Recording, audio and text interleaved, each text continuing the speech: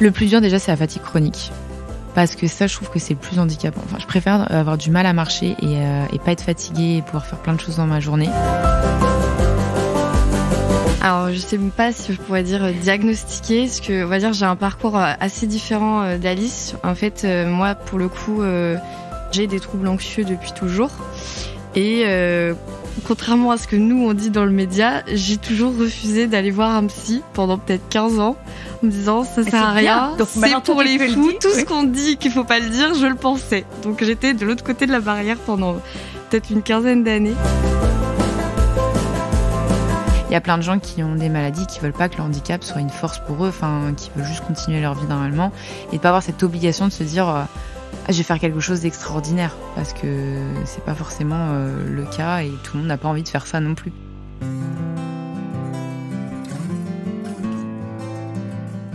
Bonjour, je suis Delphine Rémy et je vous accueille sur le podcast Naître princesse, devenir guerrière.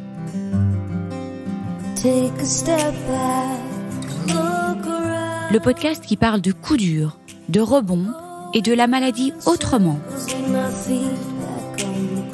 Vous entendrez ici des personnes inspirantes, des médecins, des experts, des philosophes qui, j'espère, vous feront du bien. Vous entendrez aussi des hommes et des femmes, comme vous, comme moi, des super princesses et des héros du quotidien qui gèrent et qui galèrent, comme vous, comme moi. Ils s'écroulent parfois et ils se relèvent.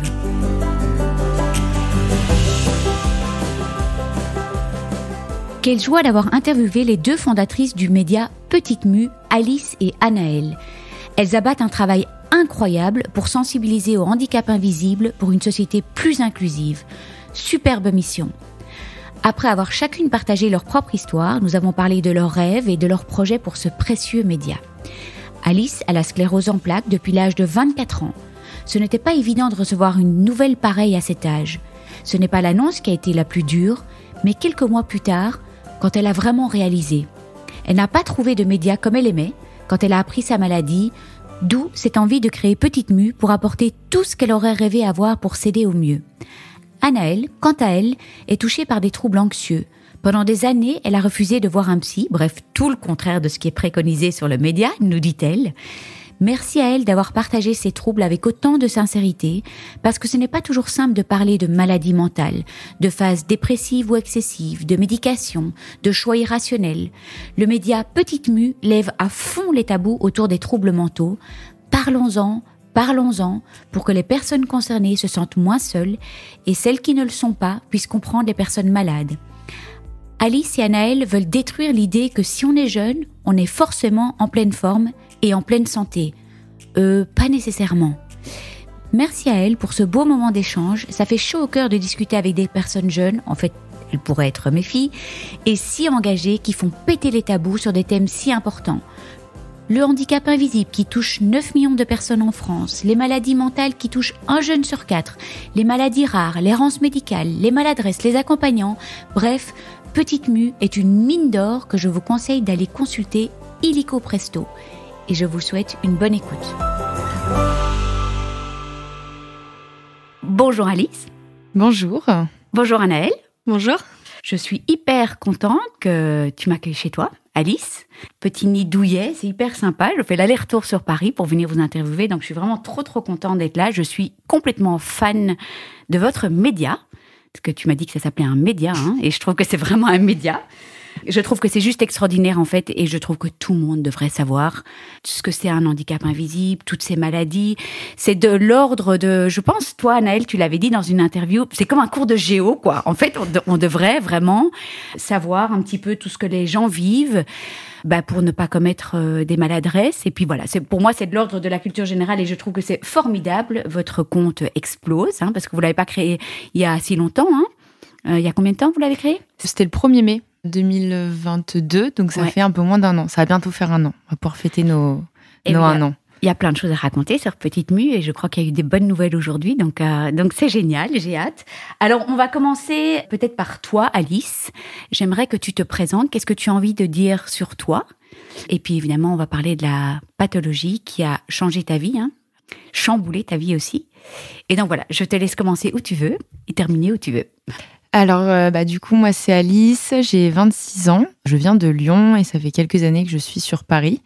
Et je suis l'une des cofondatrices, du coup, du média Petite Mue, donc qui est un média qui sensibilise au handicap invisible. En fait, effectivement, toute ma vie a un peu basculé le jour où j'ai appris la sclérose en plaques. Je dirais pas qu'elle a basculé le jour où je l'ai appris, mais en fait, plusieurs mois plus tard.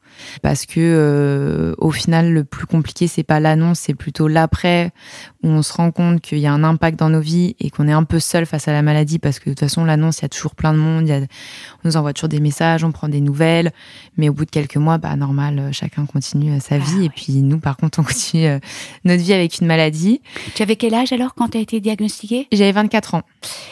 Et est-ce que tu peux nous expliquer ce que c'est la sclérose en plaques ? Oui, en fait, on va un peu jumper d'un sujet à un autre. C'est Bien toujours sûr. comme ça dans le podcast. Mais d'abord, me dire ce que tu as ressenti à l'annonce et est-ce que tu savais ce que c'était la sclérose en plaques ? Alors, la sclérose en plaques, je ne savais pas ce que c'était plusieurs mois avant l'annonce. J'avais des gens touchés dans ma famille, mais en fait, je m'étais jamais posé la question sur concrètement qu'est-ce qu'était cette maladie. Je connaissais juste les symptômes et l'impact, et j'avais une très mauvaise image de la sclérose en plaques parce qu'on dit toujours la personne finira en fauteuil roulant, ce qui n'est pas toujours le cas. Et en fait, j'ai appris que c'est vraiment au cas par cas. Et je me suis doutée que j'avais la sclérose en plaques avant l'annonce parce que ça faisait plus d'1 an et demi que j'avais des symptômes et je pensais avoir des nerfs de coincés. Et en fait, j'avais été voir sur Internet, je sentais plus mon bras droit. J'avais été voir fourmillement, bras droit, et puis j'avais vu sclérose en plaques. Donc j'avais envoyé des messages en rigolant, je suis sûre que j'ai ça. Tout le monde m'a dit, faut jamais aller regarder sur Internet. Docteur Google. Mais au final, j'ai dit, franchement, c'est la première fois où j'ai vraiment tous les symptômes, et ça faisait 1 an et demi. Et là, je vais chez le médecin qui me dit, non, en fait, on va vérifier les nerfs, mais tu vas aussi faire un IRM et le faire plutôt rapidement.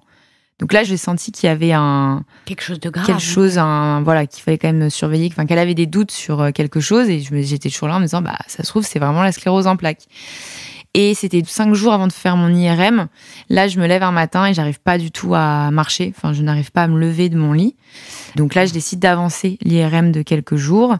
Et au moment où je vais faire l'IRM, je le sentais que j'allais avoir quelque chose. Et puis, je fais mon IRM. Et là, j'ai le médecin qui était sur place qui m'a dit, vous avez des lésions dans le cerveau. Vous allez devoir consulter un neurologue. Et j'avais pas plus d'informations que ça. Donc du coup, c'est la seule fois où je pense que j'ai bien pleuré en sortant, plus que l'annonce, parce que du coup, je me suis dit même, j'espère que j'ai la sclérose en plaques, parce que je me suis dit, ça se trouve, c'est peut-être plus grave. Ouais, une tumeur au cerveau carrément. Mais... Oui, ça aurait pu. En fait, j'ai pensé à plein de choses. Et c'est pour ça que je me suis dit, au final, j'espère peut-être que c'est une sclérose en plaques.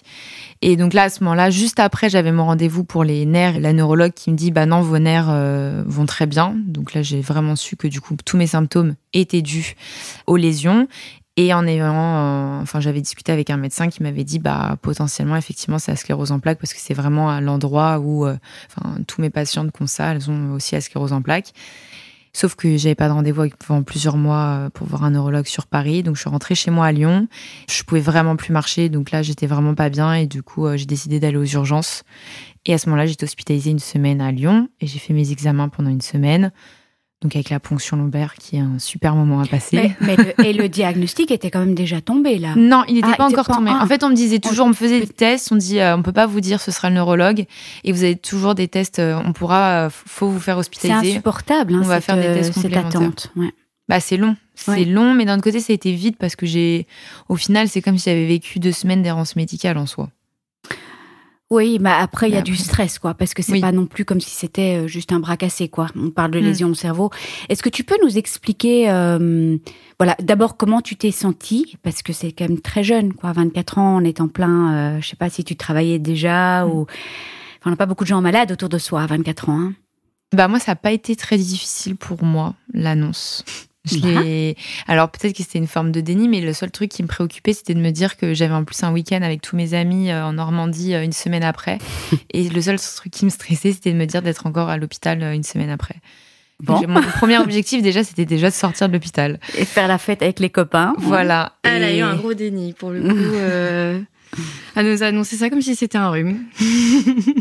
Mais oui, et en fait, les neurologues ont tellement bien expliqué les choses, de comment ça allait se passer, des traitements qu'il allait avoir, qu'aujourd'hui, notre nouvelle génération finissait beaucoup moins en fauteuil roulant que peut-être qu'il y a 10-15 ans, que là, ils me l'ont diagnostiqué, mais il y a 4 ans, ils me l'auraient pas diagnostiqué tout de suite. Donc c'est toujours rassurant. Et après, en fait, je me suis pas rendu compte que ce que c'était vraiment. Et c'est 4-5 mois après où là, pendant, je pense, je devais pleurer tous les jours pendant 2-3 mois. Oui. J'étais vraiment pas bien. Enfin, je savais pas dire ce qui allait pas bien, mais en fait, je me sentais seule tout le temps, comme si j'étais en décalage avec tout le monde. Peut-être que là, la nouvelle tombait en fait. Je pense qu'elle est tombée peut-être à ce moment-là, effectivement. Tu sais, parfois le déni, je trouve que c'est une stratégie qui peut aider à faire passer une mauvaise nouvelle. Et puis, je viens d'interviewer une fille qui a eu Parkinson et elle était pendant 8 ans dans le déni, tu vois. Donc, après, c'est chacun sa stratégie ou chacun fait comme il peut. Mais est-ce que tu peux m'expliquer vraiment la sclérose en plaques pour les nuls, on va dire? C'est quoi la sclérose en plaques? Et je sais qu'il y a différents types de sclérose en plaques. Donc, de manière hyper simple, comme si t'expliquais à un enfant de 8 ans. Alors du coup, la sclérose en plaques, faut le voir, c'est comme si dans notre cerveau, au moelle épinière, on avait des câbles électriques entourés de caoutchouc. Et qu'il y avait nos petits anticorps, donc ceux qui sont censés nous protéger, manger ce caoutchouc autour du câble. Autour du câble, ouais. Et du coup, ce qui fait que il y a des chocs électriques, en fait. C'est un peu ce qu'on ressent, toutes les douleurs neuropathiques. Et ça, c'est ce qui crée des lésions. Et au début de la maladie, souvent les 10 premières années, les lésions, elles arrivent à quand même... ça va mieux, ça arrive un peu à se reconstruire, mais plus on avance dans le temps, plus chaque lésion va laisser un handicap. Ça, c'est quand ça marche par poussée. Ok. Les 10 premières années, quand il y a des poussées... donc ça veut dire c'est des crises. C'est des crises. Ok, oui. Et les 10 premières années, ces crises, ça va, mais en fait, à chaque fois qu'on va avoir des crises, on va perdre de la mobilité. Donc, les symptômes, ça va être, perdre de la mobilité d'une, deux jambes, des bras, des troubles cognitifs, de la perte de mémoire aussi.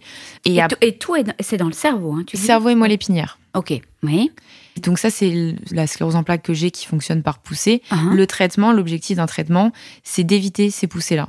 Okay. L'objectif qu'ils auraient, c'est 0 poussée. Et du coup, et donc ces poussées vont chaque fois laisser un petit bobo, je veux dire, une lésion, quoi. C'est réellement une lésion. Il y a une autre sclérose en plaques aussi, qui s'appelle comment alors ? C'est la sclérose en plaques progressive. Progressive, ok. Et là, en fait, c'est l'état qui se dégrade. C'est pas par crise, mais c'est qui se dégrade de mois en mois. Ce qui peut arriver, c'est qu'une sclérose en plaques par poussée devienne progressive. D'accord. Et les poussées progressives, je crois que c'est vraiment une minorité en fait des scléroses en plaques. Je crois que c'est moins de 10% en progressive. Les progressives, où l'état se dégrade alors c'est ça. Plus que par poussée, quoi. Quel est le traitement pour la sclérose en plaques ? Alors, ça dépend aussi. Moi, je suis au stade 1 du traitement et qui, pour l'instant, fonctionne. Donc, c'est des médicaments 2 fois par jour à prendre. Ça agit sur le cerveau ? Comment ça fonctionne ? Oui, je suis hyper curieuse. Moi, je voulais faire la médecine. Donc, je pose des questions et puis je trouve que c'est important de savoir, de savoir. En fait, ça va. Vu que la sclérose en plaques, c'est une maladie auto-immune, donc c'est-à-dire que c'est nos anticorps qui s'attaquent à nous. Oui. Et les traitements détruisent un petit peu les anticorps. D'accord. Pour éviter qu'ils s'attaquent trop à nous. Ok. Alors ça, c'est ce que j'ai compris globalement. Après, vraiment, quel impact. Ça me convient très très bien en plus comme explication. Et ça a des effets secondaires lourds ? J'en avais au début, pendant 3-4 mois, donc j'ai eu souvent mal au ventre, ça a créé des problèmes gastrites et des bouffées de chaleur. Et là, par exemple, j'ai oublié mon traitement pendant 2 jours. Je l'ai repris ce midi et directement, j'ai de nouveau un peu les premiers symptômes des fois que j'ai au début. Donc j'ai eu bouffée de chaleur, je deviens toute rouge et j'ai mal au ventre. Et si tu le prends continuellement et que tu l'oublies pas Ça va, ça dépend. Pareil, il y en a, j'ai une amie qui l'a, pendant 2 ans, elle a eu des effets secondaires. C'est toujours dur. Il y en a, pareil, le stade 1 ne fonctionne pas forcément. Du coup, après, il y a le stade 2. Moi, j'ai pris par médicaments, par des médicaments avalés. Souvent, ça peut être des piqûres, mais piqûres, c'est un état grippal par semaine. Souvent, si c'est une fois par semaine la piqûre. Et il y en a qui ont des perfusions. Et en fait, c'est une perfusion par mois. Donc, c'est une demi-journée par mois à l'hôpital, sous perfusion. Et il y a plusieurs stades de médicaments. Si le premier stade ne fonctionne pas, on donc passe première ligne, deuxième ligne, troisième ligne.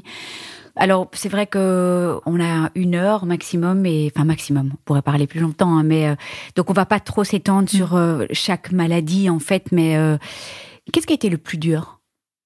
Le plus dur, déjà, c'est la fatigue chronique.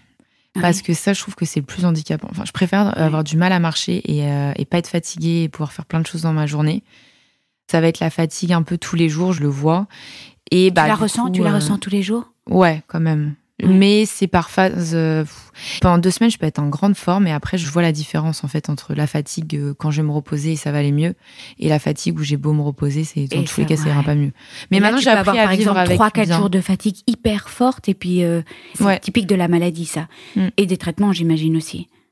Je sais pas si les traitements normalement fatiguent. Alors ça m'enlève mes défenses immunitaires, donc je tombe plus souvent malade. Ouais. Mais je sais pas si c'est vraiment dû au traitement. Je crois que c'est vraiment la maladie. En fait, il y a énormément de recherches encore dessus. Ils ont du mal à savoir d'où vient cette fatigue chronique. Donc là, on parle réellement puisque évidemment, on va parler de votre média. La sclérose, quand on n'est pas dans une chaise roulante, c'est vraiment un handicap invisible. Personne ne le voit, quoi. Et cette fatigue chronique, terrible handicap invisible. J'ai plein de questions à vous poser. J'ai envie de les poser toutes à la fois. Oui, d'abord, je vais te poser qu'est-ce que cette maladie t'a pris et qu'est-ce qu'elle t'a donné. Et je me permets de te dire qu'est-ce qu'elle t'a donné parce que j'ai déjà entendu des interviews où tu avais parlé de changements positifs. Je pense que je me serais pas permis de te poser cette question-là. Voilà. Et je sais que tu as déjà fait un sacré chemin de résilience. Donc, est-ce que tu pourrais nous partager ça ? Alors, ce qu'elle m'a appris, ça m'a appris le fait que j'ai pas la liberté tous les jours de me dire tout va bien se passer parce que du coup, je peux partir en vacances et pendant mes vacances, une journée être fatiguée ou avoir du mal à marcher. Donc, ça m'a appris le fait de plus gérer mon organisation comme je le voulais. D'un autre côté, ça m'a apporté à être beaucoup plus détendue sur plein de sujets. Et puis, de me dire, en fait, chaque jour va être différent et autant profiter de sa journée. Je pense que c'est surtout ça. L'instant présent, alors ? L'instant présent, oui. Et plus relativiser, être plus... Est-ce que tu étais une personne plus anxieuse avant J'étais beaucoup plus anxieuse avant, mais après, il y a des fois où, en fait, quand je commence à aller mieux et que j'ai plus trop les symptômes de la maladie, j'oublie, en fait, qu'il faut plus être anxieux. Enfin, ma vie, je peux la reprendre très rapidement. Et quand je retombe dans la fatigue ou moins bien, je me redis, non, là, faut prendre du temps pour soi. Et enfin, on oublie à chaque fois. En fait, on reprend notre vie très rapidement, ce qu'on avait avant aussi, des fois. Et on oublie qu'il faudrait penser. Surtout hyper jeune, comme ça. Est-ce que tu as confiance en la recherche, en l'avenir ? Comment tu vois ton futur avec cette maladie ? J'y pense pas trop. En fait, je me dis pas que ça va se dégrader. Et je me dis, si jamais ça arrive, d'un autre côté, c'est pas quelque chose que j'ai compris qu'en fait, c'est quelque chose que j'ai pas maîtrisé. Donc, ça sert à rien d'essayer de réfléchir à comment ça va être parce que je n'en sais absolument rien. Après, pour l'instant, ça va bien. Donc, la grande sagesse, hein. Alors, est-ce que Petite Mue, donc tout cet engagement, toutes les deux là, c'est vraiment extraordinaire. Est-ce que ça t'aide dans la maladie là ? Alors ça m'aide, c'est sûr que ça m'a aidé à accepter ma maladie, à me sentir moins seule parce qu'en discutant avec plein de gens, ça nous aide aussi, je pense à nous... Enfin, c'est un peu thérapeutique aussi. Après, c'est pas évident tous les jours non plus parce que d'être toujours dans la maladie aussi, d'entendre la vie de chacun, des handicaps, en fait, on a l'impression que tout tourne autour de la maladie aussi des fois. Donc, il y a aussi, faut arriver à prendre aussi des fois du recul. Ça, je comprends bien, oui. Mais après, je regrette, tout ce que j'adore, tout ce qu'on fait tous les jours. Mais c'est vrai que des fois, faut arriver à prendre du recul parce qu'on peut vite être enfermé là-dedans. Et du coup, moi, je pense plus du tout à ma maladie. Je peux me poser et me dire n'oublie pas que toi aussi tu peux avoir cette maladie et là j'ai un moment où je suis pas bien, je me dis non c'est bon, je me reconcentre sur autre chose et puis voilà quoi. Mais écoute, merci 1000 fois Alice, je veux vraiment m'assurer qu'on ait du temps pour parler du média. On va passer à toi Anaëlle. Merci en tout cas d'être là aussi. Comment est-ce que tu aimerais bien te présenter ? On va dire de façon assez classique. Du coup, j'ai 27 ans. Je suis donc l'autre partie de Petite Mue. Je suis à la base graphiste et illustratrice. Donc, Alice est surtout venue me chercher pour ça aussi. Et parce qu'elle m'aimait bien un peu aussi. Donc, vous étiez meilleure copine déjà avant ? Alors, pas du tout. En fait, on avait une amie en commun. Et elles étaient en colocation. Et moi, j'ai eu des soucis à un moment dans ma vie, donc on s'était déjà rencontrés rapidement. Et une période, je suis venue vivre chez elle, le temps de retrouver un appartement, et on a commencé à se rapprocher. Et du coup, moi, je venais souvent à la colocation pour voir à la base mon amie. Et en fait, on se voyait toutes les trois, et on s'est rapprochés comme ça au fur et à mesure des années. Et toi, ta formation, c'était graphiste ? Oui, illustratrice. Moi, j'étais graphiste à l'origine. Ces petits dessins là que tu nous fais, vous êtes plein d'esprit, c'est génial. Mais moi, j'adore. Alors, toi aussi, tu as été diagnostiquée de quoi, en fait ? Alors, je sais même pas si je pourrais dire diagnostiquer, parce que, on va dire, j'ai un parcours assez différent d'Alice. En fait, moi, pour le coup, j'ai des troubles anxieux depuis toujours.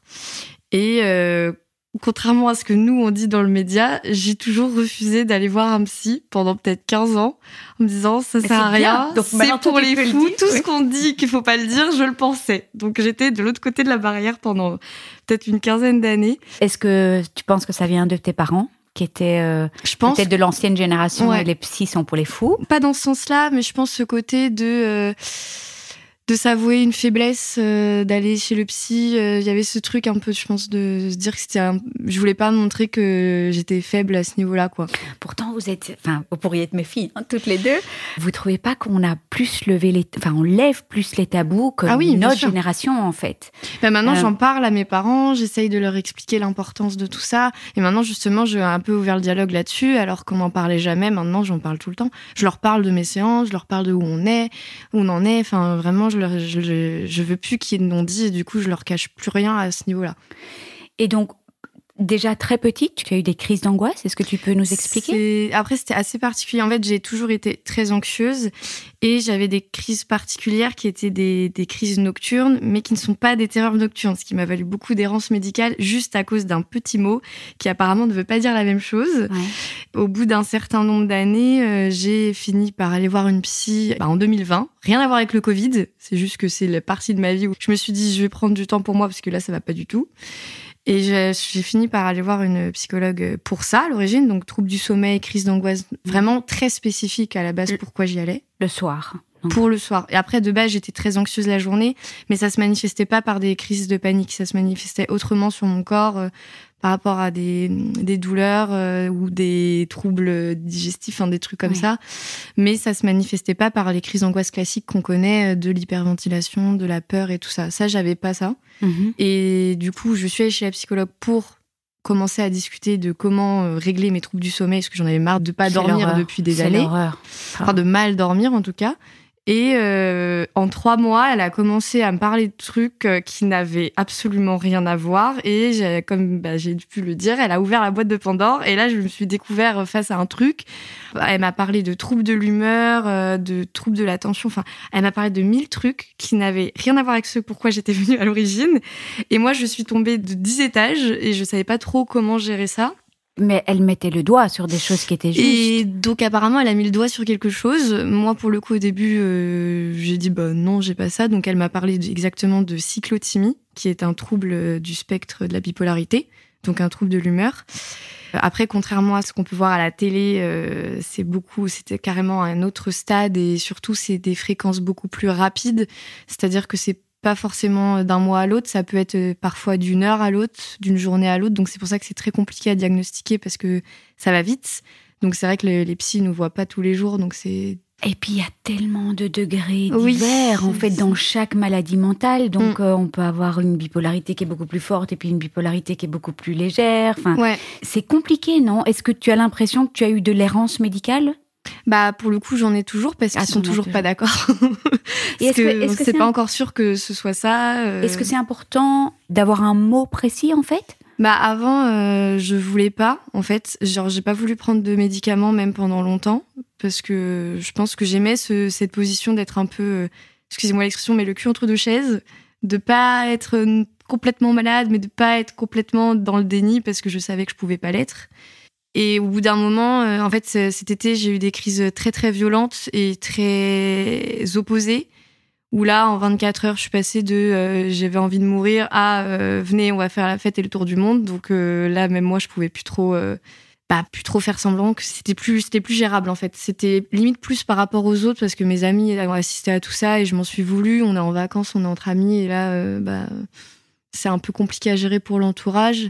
Surtout pour toi, j'imagine. Oui, après, oui. C'est vrai qu'au début, j'ai plus pensé pour les autres, qu'il fallait que je me stabilise. Et après, je me suis rendu compte que pour moi, c'est quand même très reposant aussi d'être un peu plus stable. Voilà. Et donc, j'ai franchi le cap de prendre des traitements d'essayer de voir ce que ça donne. Et donc, je suis toujours dans cette phase de voir ce que ça donne. Donc, c'est pas encore sûr. Les psys, ils sont pas d'accord. Mais en tout cas, je fais des tests pour voir ce qui peut aider. Et tu te sens mieux?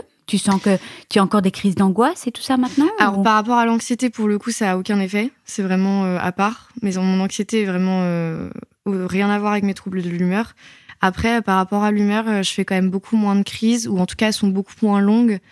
Parce que l'année dernière... Grâce à la médication. Ouais, alors, je pense. Ouais. Enfin, il y a beaucoup de choses aussi. J'ai vachement travaillé sur mon hygiène de vie par rapport... parce que du coup, c'est vrai que le fait qu'a aussi mis la puce à l'oreille de mes psys, c'était tout ce qui est excessif. Parce que du coup, j'ai noyé beaucoup dans l'alcool, dans la sexualité aussi, tout ce qui est mise en danger dans des moments où j'allais très bien. Je me rendais absolument pas compte des prises de risques que je pouvais prendre.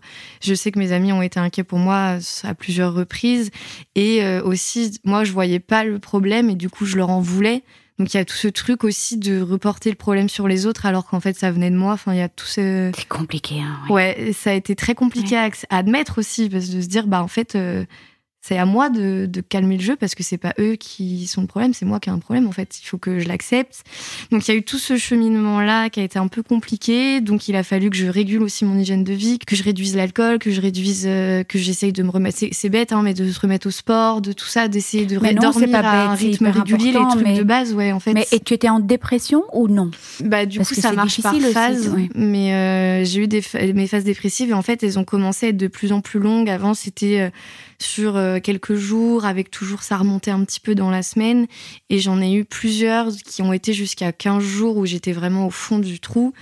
Et j'avais l'impression que j'allais... Enfin, 15 jours, on peut se dire c'est rien, mais en fait, 15 jours, c'est très, long, très long. Des oui. fois, je disais à Alice, mais j'ai l'impression que je vais jamais en sortir, en fait. Ouais. Change de coéquipière, le média, ça sert à rien, je suis incapable de travailler. Enfin, il y a eu des périodes l'année dernière où ça a été long. Et là, tu te sens un peu stabilisée par la médication? Je trouve que depuis, peut-être depuis 3 mois à peu près, là, ça commence. Je pense pas qu'il y a que la médication. Il y a beaucoup de choses. Le fait que Mu ait donné aussi un but dans ma vie. J'avais repris le sport aussi, qui m'a beaucoup donné d'occupation d'esprit. Et puis, c'est prouvé, le sport aide aussi beaucoup. Et c'est vrai que ça m'a aidée. Et j'ai eu beaucoup, beaucoup moins de crises. Ou alors, elles étaient beaucoup plus courtes. Je crois que j'en ai eu 3 en 3 mois et qui ont duré peut-être 2 jours. Et puis après, même les phases excessives, elles sont beaucoup moins hautes. Je redeviens un peu plus rationnelle. Je m'écoute quand je suis fatiguée. Parce qu'il n'y avait aucune rationalité aussi dans mes choix. Oui, mais ça, tu n'étais pas responsable de ça. Alors, ça se passe au niveau chimique aussi. Ouais, alors moi, j'ai un peu de mal, du coup, à me dire que je n'étais pas responsable de mes choix, mais c'est sûr. De tes crises, c'est ça que je veux dire. En soi, c'est des crises et c'est pas des crises. C'est juste que quand je vais très bien, en face, t'as quelqu'un qui est super heureux, super dynamique. En soi, quelqu'un qui me connaît va dire ouais, elle est super fun cette nana. Sauf que c'est juste que puis j'en ai rien à faire de personne dans ces moments-là aussi. Je pense que je suis très égoïste et je suis même pas sûre que s'il se passait quelque chose de grave devant moi dans ces moments-là, ça me toucherait parce que je suis complètement dans un autre monde en fait. C'est très difficile à décrire et après le lendemain c'est la descente aux enfers quoi. Enfin c'est des trucs c'est très très paradoxal à gérer. Mais c'est vrai que là, depuis quelques temps, même Ali, je pense qu'elle le voit, c'est beaucoup moins fréquent. Ça fait un peu moins le yo-yo. Et c'est vrai que j'ai quand même fait ça pour les autres à l'origine, mais c'est quand même vachement reposant. C'est quand même mieux d'être moins dans le stress de demain, est-ce que je vais y arriver? Est-ce que ça va être une bonne journée? Je suis un peu moins à checker tous mes faits et gestes. Et c'est vrai que c'est quand même... Ça augmente encore moins mon anxiété, du coup, aussi à côté. Mais c'est vraiment, je trouve que c'est très chouette, Petite Mu, parce que je trouve que vous levez vraiment les tabous autour de la maladie mentale. Il n'y a pas beaucoup de médias qui parlent de ça, parce qu'on parle fort de maladie et tout ça, mais vous parlez énormément de santé mentale, qui, en fait, finalement, dans chaque maladie, la santé mentale a une place énorme, dans un cancer, dans la sclérose, Qu'est-ce qui a été le plus dur et qu'est-ce qui t'a le plus aidé? Le plus dur, je pense que c'était de voir... l'impact que mon comportement pouvait avoir sur les autres. Oui. Et après, ce qui m'a aidée, c'est bête, mais c'est vraiment de franchir le cap, de me prendre en main, en fait. Ça, j'ai mis du temps, mais là, je regrette pas. Alors, c'est hyper long. Là, ça fait 3 ans que je suis dessus. Tu parles d'une décision, réellement. Te dire, là, je veux un diagnostic, je veux guérir. En fait, il s'est passé quelque chose dans ma vie qui a fait que j'ai dit, non, mais là, par contre, ça suffit, en fait. Okay. Et du coup... Un déclic. Je pense que ça a été le choix irrationnel de trop. Ouais. Et au bout d'un moment, j'ai dit non, mais là, je peux plus faire semblant, ça suffit. Là, faut que je me prenne en main, faut que j'arrête de me cacher derrière des excuses. Et du coup, j'ai accepté l'exercice. Alors, les premières fois, même pendant la première année, ça a été très compliqué. Puis c'est dur d'accepter que quelqu'un en face te dise « Ouais, t'as vraiment un problème », même si c'est quelqu'un du médical. Je sais pas combien de fois Alice est un pilier pour me dire non mais on va y arriver, bien. Tu sais que ça va pas durer. Moi je sais que sans elle j'aurais déjà elle est venue me chercher et je pense que sans elle j'aurais lâché l'affaire depuis longtemps sur le projet, alors que c'est quelque chose qui m'a je pense sauvé la vie. En plus là où j'en étais rendue, ça m'a donné un nouveau souffle de vie et ça m'a donné beaucoup plus d'espoir dans ce que j'étais capable de faire aussi. Et plein de sens alors, hein, oui. Petite Mue pour... Et toi Alice, est-ce que c'est compliqué à gérer ? Bon là je vous demande un truc vachement intime, hein, mais est-ce que toi tu connaissais un petit peu tout ce qui était troubles mentaux ou c'était nouveau pour toi ? Pour moi c'était aussi nouveau en fait parce que j'ai tout appris à travers le média. Ouais. Et après, j'ai jamais, mais pour tous les sujets, jugé d'autres personnes. En fait, je me dis toujours que si quelqu'un agit d'une façon, il y a toujours une raison à quelque chose. Et du coup, c'est peut-être pour ça que j'ai peut-être compris tout de suite. Enfin, je sais pas. Moi, je me suis toujours sentie à l'aise parce que je savais qu'elle avait cette façon de penser, en fait. Tu pouvais être toi, vraiment. Ouais, j'ai jamais eu à lui cacher, justement. Au début, je culpabilisais beaucoup. Bon, ça m'arrive toujours de culpabiliser. Je suis en train toujours de lui dire, en fait, ce que tu penses toi là, il y a personne qui le pense. Et du coup, tu te prends la charge mentale de comme si tout le monde pensait... Enfin, tu t'imagines penser pour tout le monde, alors que les gens pensent pas du tout ça. Oui, et du coup, ça, c'est plus l'anxiété. Là, c'est plus mon anxiété que... Mais le fait d'interviewer pas mal de gens avec des troubles de la personnalité, de l'humeur, la bipolarité et tout ça, ça t'a permis de aussi mieux comprendre peut-être ce que tu vivais ? De te sentir moins seule ? Ouais, parce que par contre, pour le coup, toute mon adolescence, je connaissais pas tout ça. Pour moi, j'étais juste bizarre, en fait. Je me suis toujours dit, je suis bizarre. Voilà, c'est comme ça. On m'a toujours trouvé bizarre, c'est comme ça. Et puis en grandissant, bizarre, mais seule. Tu te sentais un peu seule quand même. Je me suis toujours sentie très seule, je pense. J'étais très entourée, mais très seule. C'est ça qui est paradoxal, parce que par contre, j'ai toujours eu la chance d'avoir une très grosse bande d'amis depuis 10 ans. C'est pas, pour le coup, j'ai cette chance-là, qui n'est pas le cas de beaucoup de personnes atteintes de maladies mentales. Mais c'est parfois, j'allais dire, encore plus compliqué, parce qu'en fait, t'es entourée, mais en fait, t'es extrêmement seule, quoi. Donc tu caches tout ça. Au début, j'ai essayé de cacher et pendant longtemps. Après, j'ai essayé d'en parler. Ça n'a pas été hyper réceptif parce que c'est quelque chose de nouveau. Et au bout d'un moment, en fait, en mettant les bons mots et en expliquant mieux, maintenant, vraiment, en fait, même l'entourage a besoin de temps. Et maintenant, c'est les personnes qui sont les plus présentes pour moi. Enfin, mes amis savent gérer. Quand j'ai des crises même d'angoisse, sans parler des troubles de l'humeur, maintenant, elles savent aussi que je prends certaines critiques beaucoup à cœur, donc elles font attention aux mots qu'elles disent. Et du coup, j'ai plus ce stress de devoir faire semblant. Donc, j'ai beaucoup moins de chutes aussi, parce que si je suis pas capable de sortir, si je suis pas capable d'aller les voir, ou bêtement de me sociabiliser parce que ça me demande trop d'énergie, je vais pas m'en vouloir, beaucoup moins en tout cas qu'avant, parce que je sais qu'elles comprennent.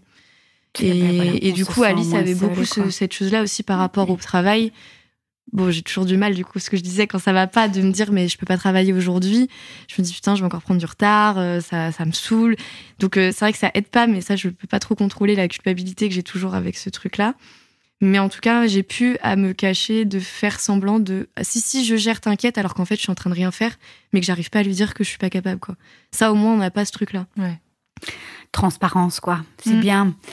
Alors, merci en tout cas pour ce partage, et je trouve que, voilà, finalement, dans le podcast, j'ai pas tant parlé de la santé mentale, mais quand même, à travers tous les podcasts, toutes les personnes malades traversent des périodes difficiles. L'après-cancer est difficile pour beaucoup de monde.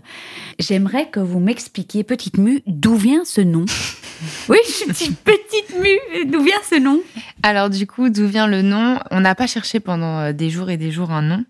Pour être honnête, en fait, de base, quand j'ai été voir Anaëlle, j'avais déjà l'idée du nom et j'avais hésité à faire un média sur la sclérose en plaques. Et du coup, j'avais pris le diminutif de Immune, le Mu. Donc moi, je suis arrivée vers Anaëlle, je lui ai dit, voilà, ce sera Mu. Et je veux un logo. Et je veux un logo avec Mu. Et Anaëlle, pour elle, Mu, c'était la mutation, la mue du serpent, nouvelle vie, on accepte notre maladie. Ce qui est beaucoup mieux qu'une inversion.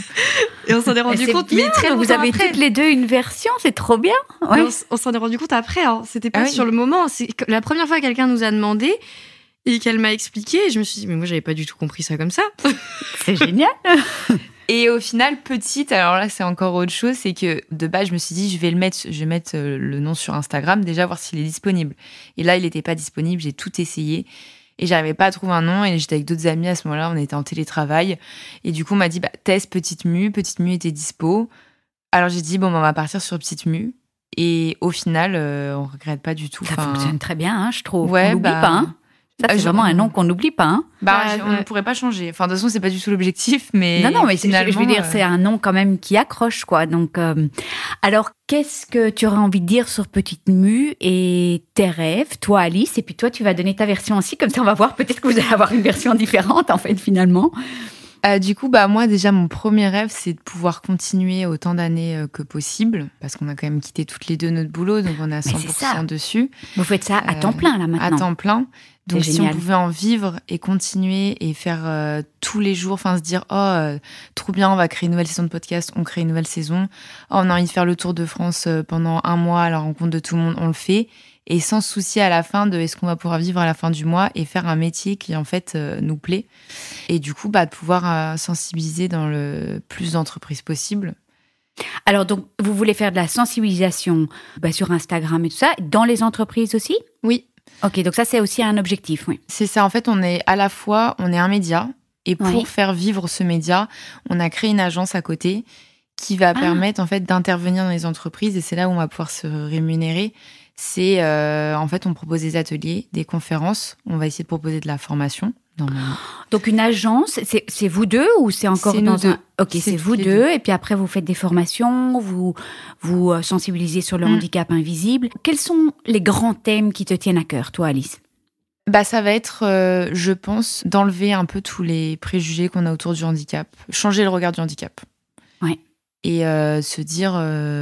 handicap invisible. Handicap invisible. Effectivement, de se dire... Alors, des fois, j'ai l'impression de devenir insensible sur certains mois parce que quand quelqu'un me dit « j'ai aussi un handicap invisible », ok, rien... Non, mais c'est vrai, au bout d'un moment, je me dis, comme tout le monde est un peu touché, et du coup, je vais pas dire « oh, c'est horrible et tout ». J'aimerais bien qu'en fait, qu'on soit naturel là-dessus, d'en parler normalement, sans faire toujours vraiment, ça doit être horrible tous les jours, mais comment tu fais ? Éviter tout ce genre de questions parce qu'en fait, ça te rappelle tout le temps que t'es malade. Quelqu'un qui va toujours faire attention à ce que tu vas faire, ça te rappelle que t'es malade. Et à la fois, tu veux qu'on te comprenne aussi. Et je veux qu'on me comprenne aussi. Donc, c'est lever les tabous autour du handicap invisible, parler beaucoup d'errance médicale. Est-ce qu'il y a des grands thèmes ? Sexualité, vous avez parlé aussi. Quels sont vos grands thèmes voilà, Anaëlle, si tu veux intervenir aussi. Déjà, on met beaucoup quand même la santé mentale en avant parce que ça, c'est un truc qu'on retrouve toute pathologie confondue. Ouais. On avait remarqué Est-ce que tu as des chiffres en santé mentale, je me demande bien. Alors moi, les finalement, chiffres... on en a. Aujourd'hui, combien de personnes un jeune sur 4 qui a un trouble mental. Oui. Alors moi, perso, j'imagine que c'est ça peut 2% au niveau de la bipolarité et 1% au niveau de la schizophrénie. Quand même beaucoup, des chiffres importants quand même. Ouais, mais après, je sais plus la tranche d'âge, donc mes chiffres, ils sont un peu... c'est de la population. C'est toute française. La population, je sais plus. Et est-ce que vous avez été beaucoup contacté par des jeunes suite à la crise sanitaire ou pas ? En fait, on a créé le média après. Oui, c'est ça. Mais il y a quand même beaucoup de jeunes qui nous contactent globalement. Mais après, c'est plus pour détruire le côté, justement, d'idées reçues que si on est jeune, on est en forme. Et on a beaucoup ça dans les interviews et les témoignages que, les débats sur la file d'attente, la queue, la place dans le bus, si t'es jeune, t'es forcément en bonne santé. Oui. Alors qu'il y a encore, je crois que la semaine prochaine, on a une interview qui sort sur une fille qui a eu un cancer des ganglions à 17 ans. Donc, même la sclérose en plaques, ça se diagnostique avant 30 ans, je crois, souvent. Moi, pareil, tout ce qui est bipolarité, c'est entre 15 et 25 ans. J'ai envie de dire, si on fait les médecins font bien leur travail, tout ça, c'est diagnostiqué très jeune, justement pour essayer d'éviter que des personnes découvrent des pathologies à 60 ou 70 ans. Ou vivent toute leur vie avec, sans comprendre pourquoi ils se sentent pas à leur place ou pourquoi ils arrivent pas à se comprendre et qu'ils se sentent seuls. Parce que c'est vrai qu'il y a beaucoup ça. Si on dit souvent qu'on veut rompre l'isolement, parce que c'est ça aussi, c'est nous-mêmes, on s'est rendu compte avec toutes les interviews qu'on se sent moins seul, qu'on n'est pas seul face à nous-mêmes, qu'on n'est pas seul dans notre tête, qu'on n'est pas seul avec notre douleur, que c'est pas un truc qu'on invente et que c'est vraiment quelque chose qui existe. Vous avez beaucoup de jeunes en fait qui écoutent votre média. Oui. C'est surtout entre 25 et 30... Enfin, quand on regarde en tout cas l'audience qu'on a sur les stats en fait, d'Instagram, c'est au moins 50% entre 25 et 35 ans et après le reste qui est aux alentours, quoi. Mais en fait, il n'y avait pas de médias comme ça pour des si jeunes, non ? Vous êtes un peu les premières, non ? Enfin, là, maintenant, il y a tous ces comptes. Enfin, il y a Camille Raka, évidemment, de Draw Your Fight. Il y a Chloé. Effectivement, il y a plein de comptes aujourd'hui qui ont des grosses audiences, beaucoup de gens qui les suivent, mais qui vont parler... ça va pas être un média proprement parlé. Ça peut être soit des gens qui vont parler de leur maladie, qui vont sensibiliser dessus, des maladies qui sont pas connues. Camille de Draw Your Fight, ça va être par toutes ces illustrations qui sont géniales. Et en fait, je cherchais un média où il y a beaucoup de médias féministes aujourd'hui, où il y a un peu de bande dessinée, un peu de vidéo, un peu de podcast. Oui, tu voulais vraiment qu'il y ait tout, quoi. Et je voulais vraiment un truc mélangé comme tous les médias que je suivais. Et je me suis dit, ce type de médias qu'aujourd'hui qui fonctionne bien, c'est un peu comme les médias qu'on peut voir Brut et Combini. On s'est inspiré juste de ces médias-là. On n'a pas inventé quelque chose de nouveau dans le média. On s'est juste dit, on va le créer, mais pour l'handicap invisible, parce qu'il n'y a rien dessus. Puis au début, on s'est vraiment inspiré de nos histoires. Au début, la ligne éditoriale était à peu près la même, mais on est parti sur quelque chose c'est que nous, on aurait voulu voir, en fait. On s'est pas vraiment pris la tête. On s'est vraiment juste dit, qu'est-ce que nous, on aimerait voir sur Insta ou sur n'importe quel réseau social dans ce contexte-là. Et du coup, on l'a créé aussi pour nous au début. Et on s'est rendu compte que il y en avait beaucoup qui cherchaient quelque chose comme ça, en fait. C'est chouette parce que vous donnez la parole vraiment à plein de gens. C'est percutant, c'est court, c'est dynamique. Il y a des bonnes idées. Les dessins sont géniaux, les phrases sont péchues. Non, moi, je trouve que c'est vraiment extra. Une petite question piège, mais est-ce qu'il y a une petite anecdote que vous avez envie de raconter par rapport à cette aventure ? C'est pas évident d'y penser comme ça. On a toujours ici des petites anecdotes et des petites erreurs qu'on a pu faire des fois. Je sais pas, on avait oublié qu'il y avait une interview et heureusement c'était chez Anaël et c'était 1 minute avant et la personne m'envoie un message et je dis heureusement qu'elle était au bon endroit et pas à l'autre bout de Paris. Non mais ça arrive des fois. On a fait genre qu'on était carrément au courant et elle arrivait. Mais non mais tout est prévu, t'inquiète, j'avais pas fini d'installer. En fait, on avait complètement oublié. Ou des fois, on a enregistré des podcasts, on a oublié de cliquer sur enregistrer. Ça nous est déjà arrivé une fois, mais après, ça nous arrive plus. C'est toutes les petites mésaventures, ouais. En fait, et après, c'est ce que je disais à Naël, en même temps, on a toujours 50 000 trucs à gérer. C'est humain de faire des erreurs, et après, tant qu'on est bienveillante avec les personnes et qu'on leur a pas dit, tant pis, on les a pas fait attendre 1 heure, on a dit, tant pis, on a oublié l'interview, tu viens pas, ou des trucs comme ça arrive jamais, donc... Après, oui, de toute façon, au moins, quand on le fait 1 fois, on le fait pas 2 fois, en général. Je sens vraiment mal, hein. Par contre, on s'était posé la question, justement, de un jour se rendre compte on a oublié une interview. Mais dans le sens de la sortir. Ou de perdre des rushs. On s'est dit, ça, avec tous les fichiers qu'on a maintenant, on se dit peut-être bien qu'un jour, dans le planning, on va oublier. Et quelqu'un va nous rappeler, oui, vous m'avez interviewé au mois de septembre, je suis jamais sortie. J'imagine que vous mettez en place des outils, là. Vous travaillez pas sur Notion? Si. Et Slack, ouais. On a tout le... T'as tout doigt interminable. Si des fois, en une journée, je vais caler 10 interviews sur le mois, par exemple. En fait, je fais quand les gens m'envoient, je leur dis la date, je fais un screen. Et il y a un moment dans la semaine où je me pose et je regarde tous les messages que j'ai eus. Il suffit que je supprime un mauvais message et tout. En fait, faut être hyper rigoureux. Ce média, il est en pleine expansion. Alors, je vais vous poser une question. Est-ce que vous en vivez déjà ou qu'est-ce que... Ah oui, non, mais c'était ça la nouvelle. Vous voulez raconter la nouvelle? On n'en vit pas. On n'en vit pas encore. C'est chouette de rencontrer des personnes qui sont hyper engagées, qui ont vraiment envie de faire bouger les lignes, de lever les tabous. Et quels sont vos projets justement par rapport à ça? Et la nouvelle qui est tombée aujourd'hui. On aimerait pouvoir arrêter de manger des coquillettes. Ça, ce serait cool. Parce que la soupe et les coquillettes, je commence à avoir marre. Mais non, en vrai, on commence à avoir quand même pas mal de contrats, en tout cas de contacts avec des entreprises. On a déjà potentiellement des contrats. Et c'est plus de l'administratif qui bloque. Mais on espère pouvoir se lancer vraiment et peut-être cet été pouvoir espérer, pas vraiment se payer, mais commencer un peu à compléter, histoire de... Déjà payer ses frais, quoi. Voilà. Histoire de...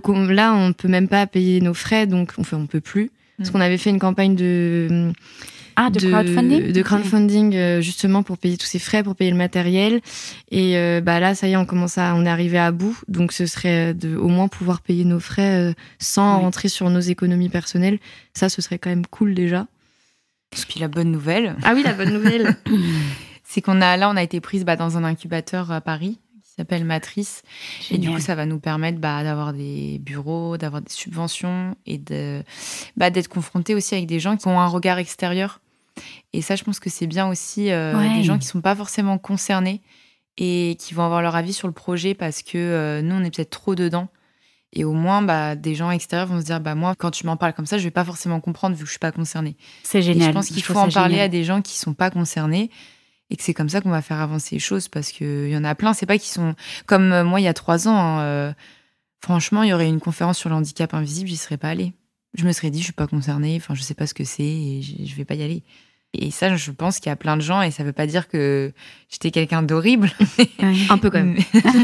Mais c'est vrai, les gens, ils le font pas méchamment, en fait. C'est juste que ça les marque pas. Et comme tous mes amis vont me dire, mais on parle que d'handicap invisible en ce moment, je lis plein de trucs dessus.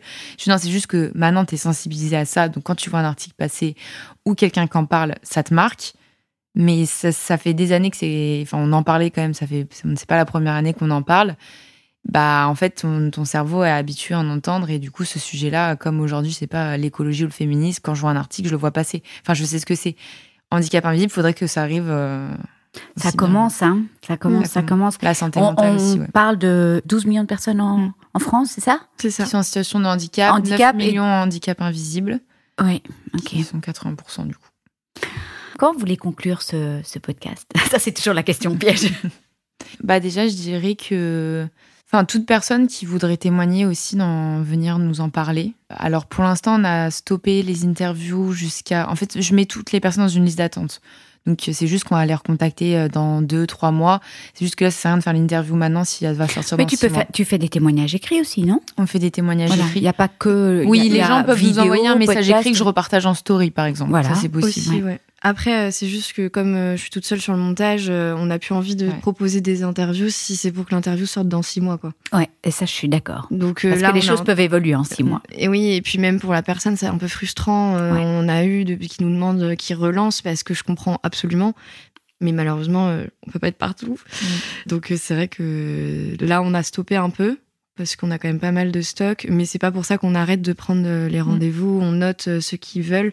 C'est juste qu'on va essayer de réguler un peu plus et voir peut-être grâce à l'incubateur justement comment on peut améliorer ça, comment on peut mieux gérer. Peut-être avoir de l'aide aussi pour tous les montages, parce que c'est énormément de production, c'est de la folie.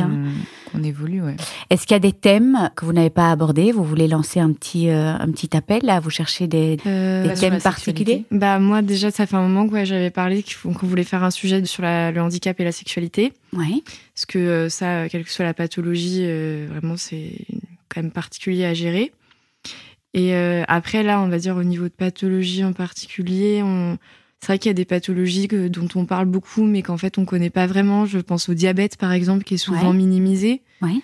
Une bonne idée, ça. On a discuté ce week-end, au salon où on était, on parlait de narcolepsie, d'épilepsie, et tout ce qui est le trouble autistique aussi, qui est aussi, comme beaucoup de troubles, un spectre très large, et du coup c'est vrai que ça on n'a pas pour l'instant eu l'occasion de beaucoup le mettre en avant. Vous cherchez des personnes pour... on sait pas qu'on cherche, mais c'est des sujets qui n'ont pas été abordés en tout cas pour l'instant sur le média, donc c'est vrai, pourquoi pas, mais il y a tellement de pathologies. C'est que là je pense à celle-ci parce qu'on en a parlé récemment, mais déjà il y a 7000 maladies rares, donc on a de la marge. Mais après ça nous dérange pas de parler des fois c'est intéressant d'avoir des mêmes parcours d'une même maladie. Pas d'une même maladie, mais pas des mêmes parcours, pour montrer qu'en fait, c'est au cas par cas. Et qu'il y a des gens qui ont beau avoir la même maladie, il y a des choses qui vont se ressembler dans la façon de vivre avec, mais des parcours qui vont être totalement différents. Et le message qu'on essaye de faire passer, c'est le fait que, en fait, on dit aujourd'hui comment le handicap devient une force ou ces choses-là, mais il y a plein de gens qui ont des maladies qui veulent pas que le handicap soit une force pour eux, qui veulent juste continuer leur vie normalement, et de pas avoir cette obligation de se dire... je vais faire quelque chose d'extraordinaire, parce que c'est pas forcément le cas et tout le monde n'a pas envie de faire ça non plus. Il faut pas se sentir obligé de se dire faut faire ça, quoi. Déjà juste vivre simplement, des fois c'est pas simple et c'est bien. C'est plus reposant aussi, peut-être. Ouais. Bon, mais merci de tout cœur. Moi, j'ai hâte de monter cet épisode et de le poster et puis de partager tout ce que vous faites. C'est un magnifique travail. Franchement, continuez. Merci de lever les tabous. Merci. Et en plus, vous parlez vraiment, vous avez traité de beaucoup de sujets du cancer aussi. Oui. Parce que finalement, c'est aussi du handicap invisible, le post-cancer, des traitements qui continuent encore après. Alors, c'est vrai que c'est visible quand on perd ses cheveux, mais après, quand on doit reprendre sa vie, l'épée de Damoclès et tout ça. Donc, merci d'en avoir parlé. Et merci de m'avoir accueilli. Merci beaucoup. Merci à toi de nous avoir reçus. Ouais, c'était trop cool. Je vous remercie de tout cœur de nous avoir écoutés. N'oubliez pas de vous abonner si vous désirez recevoir les notifications des prochains épisodes. Et puis si vous avez apprécié cet épisode, ça me ferait vraiment très plaisir que vous me laissiez une bonne note, comme à l'école, 5 étoiles, et peut-être même un commentaire ou un partage sur les réseaux sociaux, parce que c'est grâce à vos commentaires, vos étoiles, vos partages, que le podcast pourra aider plus de monde encore, et c'est tout ce que je souhaite. Donner ou redonner espoir, se serrer les coudes tous ensemble, partager nos joies, nos peines, et célébrer toutes nos petites victoires. Si vous aussi, vous désirez partager votre histoire, n'hésitez pas à m'envoyer une petite vidéo témoignage de 5 à 10 minutes avec les thématiques que vous souhaitez aborder. Et puis, dernière petite chose, Naître princesse devenir guerrière a lancé sa page sur Tipeee, une plateforme de soutien pour aider les créateurs de contenu, les podcasteurs, les artistes à vivre de leur passion. Comme vous pouvez l'imaginer, le podcast représente un énorme investissement en termes de temps, de travail et de moyens. Un effort qui m'est rendu évidemment au centuple, grâce à tous vos mots doux, vos écoutes, vos commentaires, vos encouragements et j'en passe. Et pour tout cela, merci de tout cœur. Mon intention aujourd'hui est de pouvoir rendre le podcast pérenne et qu'il puisse s'autofinancer. Alors recevoir le soutien de mes auditeurs serait le plus beau des cadeaux. Un petit montant, 1 euro, 2 euros, 5 euros peut faire une énorme différence. Si vous désirez me soutenir, toutes les infos sont dans la description de tous les podcasts. Et je tiens vraiment à dire quelque chose de très important. La gratuité de mon podcast est et restera ma grande priorité, quoi qu'il arrive. Je veux qu'il puisse aider le plus grand nombre, peu importe les moyens. Je vous embrasse tous très fort et prenez bien soin de vous. On se retrouve la semaine prochaine.